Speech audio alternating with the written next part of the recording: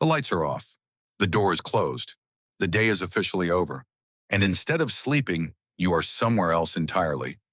Maybe you are standing in front of a room full of people, delivering a speech so sharp that the silence afterward feels like applause.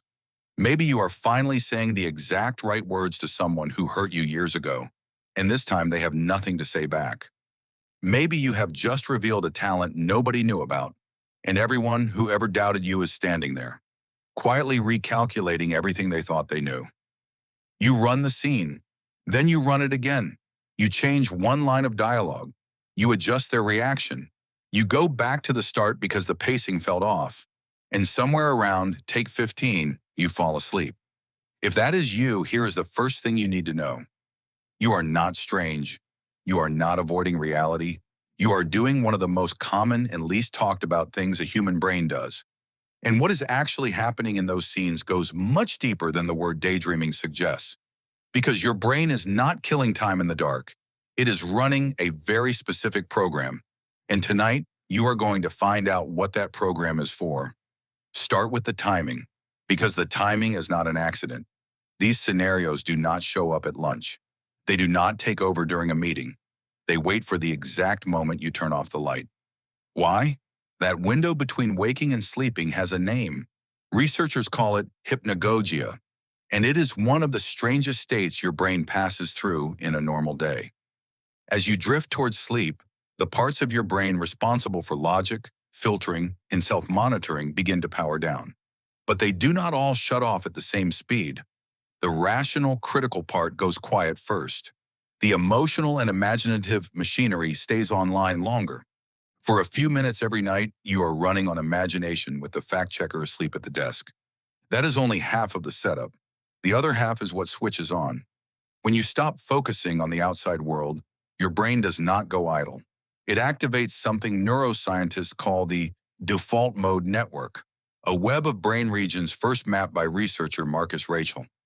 This network is what your brain does by default, when nothing else is demanding attention, and what it does is very specific. It thinks about you, your past, your future, other people, what they think of you, what you should have said, what you might say next time.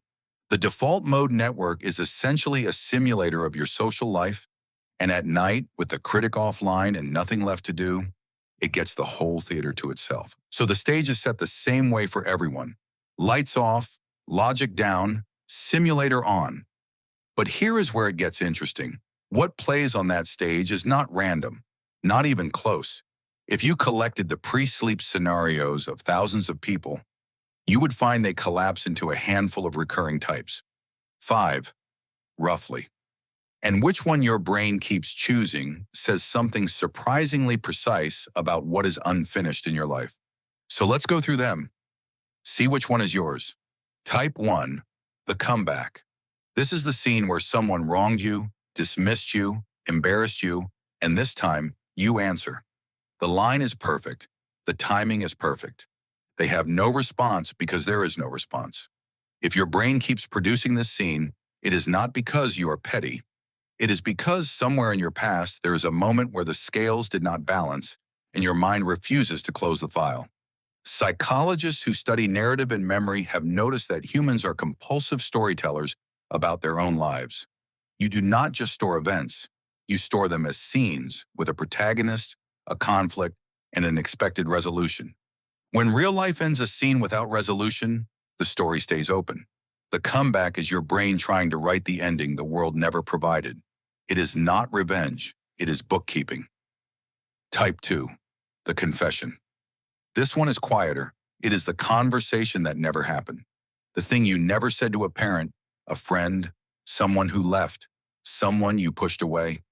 In the scene, you finally say it, and crucially, they finally hear it. If this is your recurring genre, your unfinished business is not about justice. It is about being understood. People who run confession scenarios are usually people who edited themselves at a moment that mattered, who swallowed something important because the timing was wrong or the courage was not there. The scene keeps replaying because the message is still sitting in the outbox, and your brain keeps hitting send the only way it can. Type 3, the discovery. This is the one where it turns out you were special all along. The hidden talent revealed. The room going silent as you sit down at the piano, or solve the problem, or step on stage. Everyone who underestimated you is present, and they are watching. It is easy to laugh at this one. And honestly, you should a little, because the production value is usually absurd. But underneath the absurdity is one of the most basic human needs on record, the need to be seen accurately.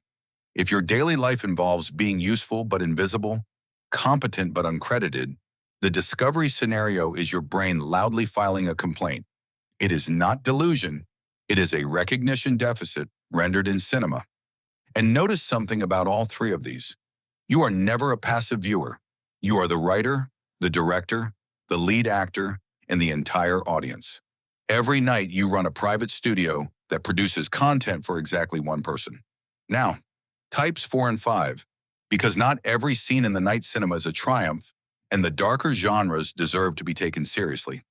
Type 4. The reunion. These are the scenes with people you have lost. A conversation with someone who died.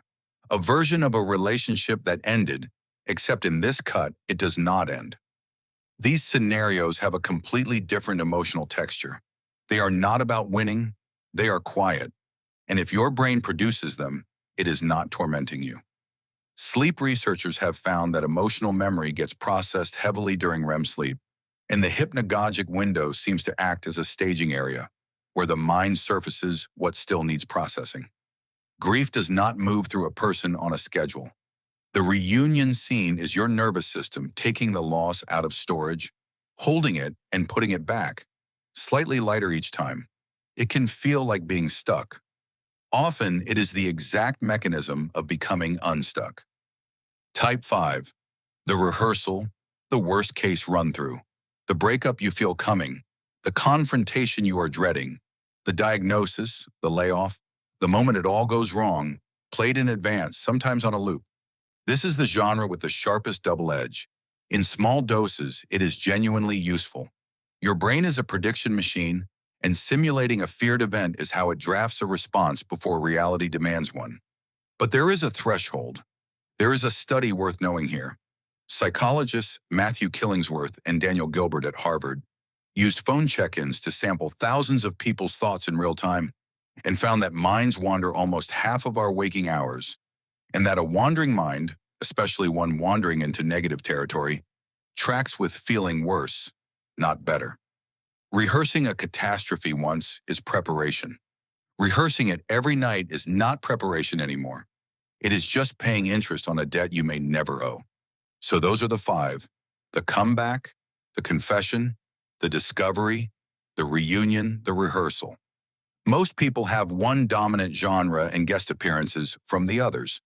And whichever one runs most often in your head, it is pointing, with unusual accuracy, at the exact place where your inner life and your outer life do not match. By the way, decoding what plays in that private theater of yours is exactly what this channel does, film by film. If your brain is the kind that has to know why it screens what it screens, subscribe. Consider it a season pass to a cinema you already sit in every night. Before we go deeper, have you noticed the strangest part of the whole ritual? The editing. You do not just play the scene, you rewind it. You recast a line, adjust their reaction, restart from the top because take 4 had better rhythm. You are not watching a movie. You are cutting one, night after night, sometimes the same scene for years. Why would a brain do that? There's a classic finding that explains it. In the 1920s, a psychologist named Bluma Sigernik noticed something odd while watching waiters in a Berlin cafe. They could hold enormously complex unpaid orders in memory, and the moment the bill was settled, the whole order vanished from their minds. Her experiments confirmed a general rule now called the Zeigarnik effect. Unfinished tasks occupy memory with a strange, insistent priority, and finished ones get released. Your brain treats open loops as urgent and closed loops as disposable. Now apply that to your night cinema. The conversations you replay are precisely the ones that never got settled. The bill was never paid, so the order stays live in the kitchen, and your mind keeps sending it back, plated slightly differently each time, hoping this version finally gets accepted and the loop finally closes. That is why you never lie awake rerunning conversations that went fine. There is nothing to edit. The scene ended, the file closed, the memory was released. The scenes that survive into the dark are, by definition, the open ones, which means the content of your pre-sleep cinema is not a random sample of your life. It is a curated archive of everything your brain has flagged as unresolved. And the endless re-editing is not obsession for its own sake. It is your mind trying, take after take, to produce a cut convincing enough that the loop will accept it and close. Sometimes it works. You have probably felt it. A scenario you ran for months suddenly loses its pull, goes flat, stops getting booked. That is not you giving up. That is the bill finally getting paid. But here is the question hiding under all of this. Why do these scenes feel so real? Why does an imagined argument raise your actual heart rate? Why can a scene you invented make you cry, or make you lie there grinning in the dark like you actually won something? The answer comes from an unexpected place: sports science. Back in the 1960s, an Australian psychologist named Alan Richardson ran a now famous experiment with basketball free throws. One group physically practiced, one group did nothing, and one group only visualized shooting vividly day after day without touching a ball. When they were tested, the visualization group had improved almost as much as the group that physically practiced. Decades of research since has pointed at the same underlying reason. When you vividly imagine an action, your brain activates much of the same machinery it would use to actually perform it. Imagination is not a separate system from experience. It is experience, running without external input. Now take that finding and point it at your pre-sleep scenarios. Every night, you are not just entertaining yourself, you are training. When you rehearse being articulate, standing your ground, saying the hard thing, some part of that circuitry genuinely strengthens. That is the encouraging half. The uncomfortable half is that it works in both directions. If you spend every night rehearsing humiliation, rejection, and defeat, you are practicing those too. The simulator does not care what you load into it, it just runs the reps. Which raises the obvious next question. Is all this imagining healthy, or is it a problem? For most of the 20th century, psychology did not have a good answer, because daydreaming had a terrible reputation. It was treated as a flaw, a leak in attention, a habit for people who could not face reality. The person who changed that was a psychologist at Yale named Jerome Singer, who spent decades studying daydreaming and mental imagery, and reached a conclusion that was almost scandalous at the time. Singer found that a particular style of it, which he called positive constructive daydreaming, imagination with narrative, emotional depth, and some sense of resolution, was associated with better emotional regulation, more creativity, and more effective planning. In other words, the people running rich, structured inner movies were not failing at reality. Many of them were unusually good at handling it. Their inner world was not a leak, it was equipment. And for some people, that equipment gets built early and gets built big. In the 1970s, a researcher named Robert Silvey, together with psychiatrist Stephen McKeith, began collecting accounts of something they called paracosms, elaborate, persistent imaginary worlds that some children construct and maintain for years with their own geography, characters, and history. The most famous case predates the research by a century. The Bronte siblings, as children, built entire fictional kingdoms together, with politics, wars, and decades of continuous storyline. 3 of those children grew up to write some of the most enduring novels in the English language. A detailed inner world in childhood was not a warning sign. It was a workshop. But here is the pattern worth pausing on. Ask who tends to build the most developed inner worlds, and a familiar profile appears.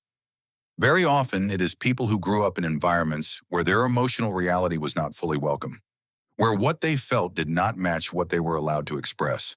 When the outer world will not host your inner life, the inner life does not disappear. It goes underground and builds its own venue. You could not say it at the dinner table, so you said it in your head, on the walk home, in the dark, before sleep. And year by year, that interior space got more detailed, more furnished, more real. For those people, the night cinema was never an escape from life. It was the continuation of a life that had nowhere else to run. So where is the line? When does a rich inner world stop being equipment and start being a cage? That question has a real name attached to it. In 2002, a clinical psychologist at the University of Haifa named Eli Sommer coined the term maladaptive daydreaming after noticing patients whose fantasy lives had crossed a threshold. And the threshold is not vividness. It is not how detailed or emotional or frequent the scenes are. The markers Sommer and later researchers describe are different.